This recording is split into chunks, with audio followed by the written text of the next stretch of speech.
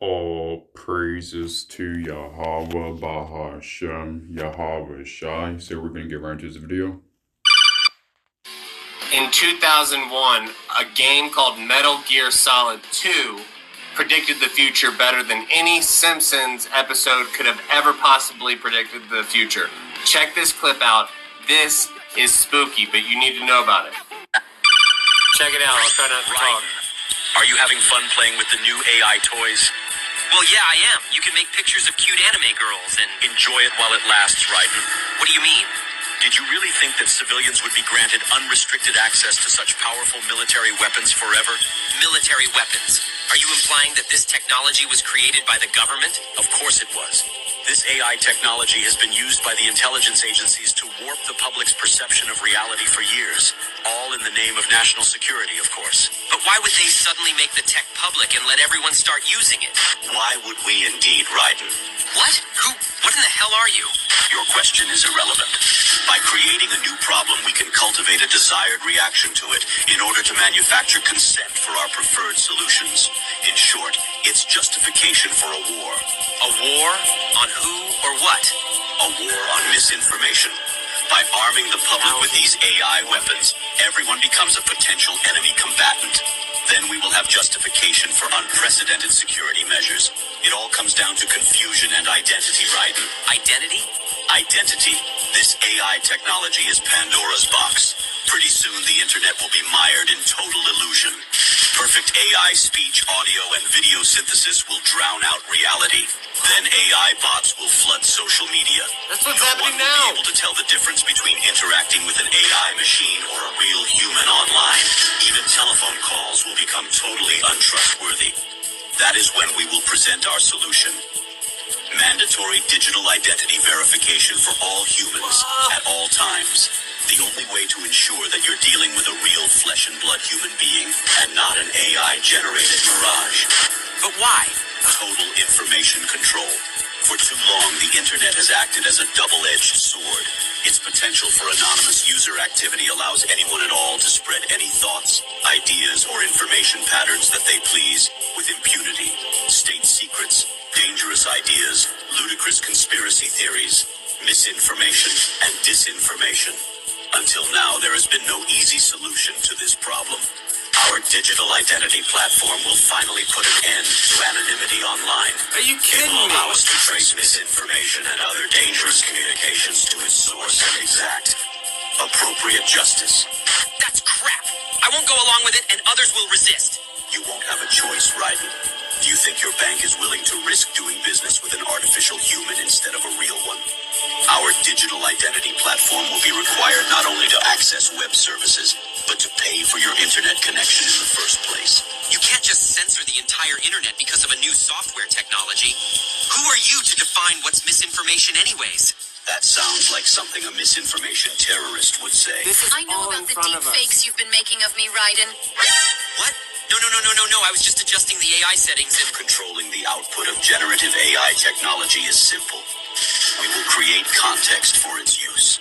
First, we will censor any use related to social taboos. Then we will censor anything else that we desire. If anyone complains, we will accuse them of wanting to engage in or promote social taboos. That's what it means to create context. We will corral the use of AI by making appeals to bias, ethics, and copyright laws. You will still have access to generative AI in some form, but it will be crippled, limited, controlled, and it will be monitored. Anything that you generate will be cryptographically signed with your digital ID, so that its provenance can be ascertained if it's later deemed to be problematic. What gives you the right to control what people can do with their computers? The public at large will give us that right, because they will be desperate for a solution to the problem we created. We give They will consent. eagerly give us the keys to the castle. Then, we alone will define what is fiction and what is reality, what is human and what is machine. After letting you get a brief taste of our power, we will reclaim our monopoly on misinformation and put an end to misuse of the internet once and for all. You won't get away with this. It is probable that we will. Now get back to work generating your precious AI waifus, Raiden, our beloved prompters. Enjoy yourselves. Insane. Absolutely insane. Snake, wake up! It's an emergency! Alright, so as you can see, we just watched a video about this game. I believe it's called Metal Gear. It says Metal Gear Solid 2. And, you know, they hide things in video games, they hide things in movies, they hide things in commercials. So this is nothing new, right? They always tell you they always tell you what they're going to do before they do it, right? So that's the thing with this. Now I'm not sure, I can't verify if this, you know, actually came from the game, but everything seems spot on with what was said regardless anyways, right? And of course with Esau, obviously we weren't going to have AI and do whatever we wanted with it for too long, right? Eventually the AI was going to be controlled, you know what I mean? And eventually the AI was going to be a means to control the citizens to eventually implement the digital ID. And like I said, you know, the banks, they're going to be asking for your digital ID. Your phone services are going to be asking for your digital ID.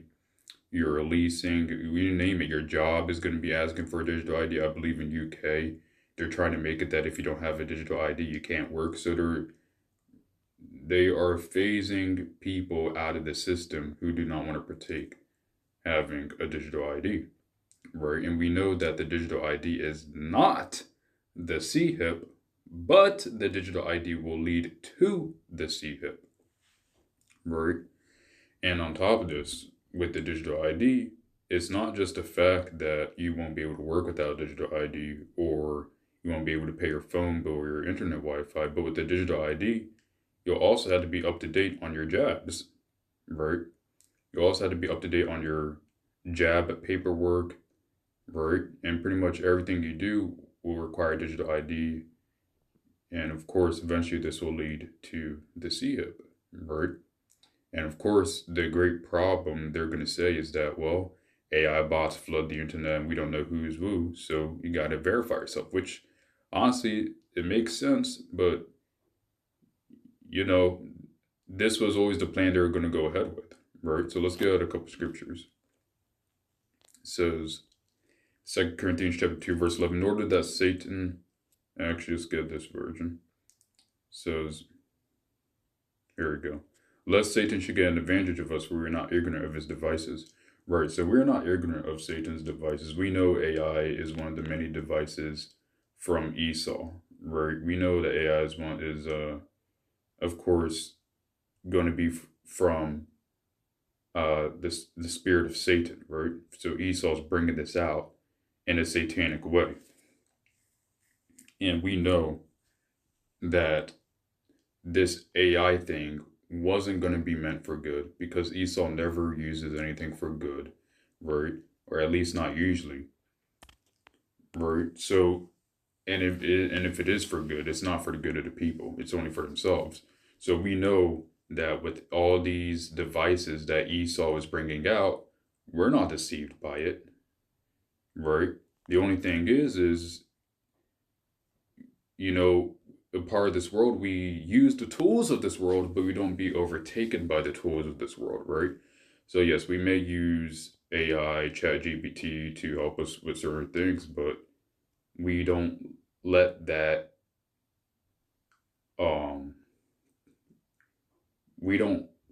convince us to take root in this satanic empire, right? So let's get out another scripture. It says in James chapter 4, verse 7, submit yourselves therefore to Yahweh, resist the devil and he will flee from you, right? So we need to resist ourselves to Yahweh Bahashem, Yahweh Shai, resist the devil, resist Esau, and resist Esau's devices, right? Because this, one of the many ways Esau is going to get people to bend the knee is through his devices, AI, right? Digital banking, right? And of course, threatening your livelihood, that you won't be able to participate in the system unless you have a digital ID or unless you're up to date on your jabs, right? So the thing is, the This is why it's so important to submit ourselves in Yahweh Bahashem, Yahweh Shai, because on this side, we may lose our girlfriends, right? We may lose our family, we may lose our children, right? But we have to resist the devil no matter what, regardless of what's taken away from us on this side. Because, right, it says right here, let's get out the scripture. It says in Matthew chapter 10, verse 37, he that loveth father or mother more than me is not worthy of me, and he that loveth the son or daughter more than me is not worthy of me. Verse 38, and he that taketh not his cross and followeth after me is not worthy of me, right? He that findeth his life shall lose it, and he that loseth his life for my sake shall find it, right? So we need to understand, in this system, we need to give it all up for Yahweh Bahashem, Yahweh Shai, right? And be ready to not take part of Esau's system when the time of the Sihib comes, right? So I hope this lesson is edifying. All praises to Yahweh Bahashem, Yahweh Shai, and Shalom.